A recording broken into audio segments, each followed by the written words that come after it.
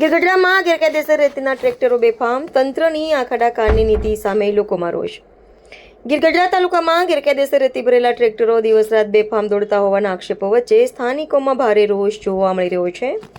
નદીઓ અને પટ વિસ્તારોમાંથી નિયમોના ભંગ સાથે રેતીનું ખનન અને પરિવહન થઈ રહ્યું હોવાની ચર્ચાઓ વચ્ચે પણ ઉઠી રહ્યો છે કે આ ટ્રેક્ટરોને આખરે કોણનો આશીર્વાદ મળ્યો છે. સ્થાનિક લોકોના જણાવ્યા મુજબ અનેક માર્ગો પર ઓવરલેડ રેતી ભરેલા ટ્રેક્ટરો ઝડપથી દોડતા હોવાથી અકસ્માતનો ભય ઊભો થયો છે. ગ્રામ્ય માર્ગો પણ ભારે વાહનોના કારણે ખરાબ હાલતમાં પહોંચી રહ્યા હોવાનું જણાવાય છે. બીજી તરફ ગેરકાયદેસર ખનન અને રેતી પરિવહન સામે રાજ્યભરમાં સમયાંતરે કાર્યવાહી થતી હોવા છતાં ગીરગઢડા વિસ્તારમાં આવી પ્રવૃત્તિઓ કેમ અટકતી નથી તે સવાલ ચર્ચાનો વિષય બન્યો છે. ગુજરાતમાં ગેરકાયદેસર ખનનના મુદ્દે હાઈકોર્ટ અને વિવિધ તંત્રો દ્વારા પણ ગંભીર નોંધ લેવાઈ ચૂકી છે.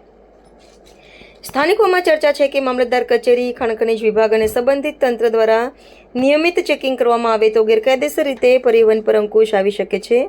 પરંતુ હાલની પરિસ્થિતિમાં ટ્રેક્ટરો નિર્ભય રીતે દોડતા થયા હોવાના આક્ષેપો થઈ રહ્યા છે. પ્રતિનિધિ અશરફ મકરાણી, ગીરગઢડા.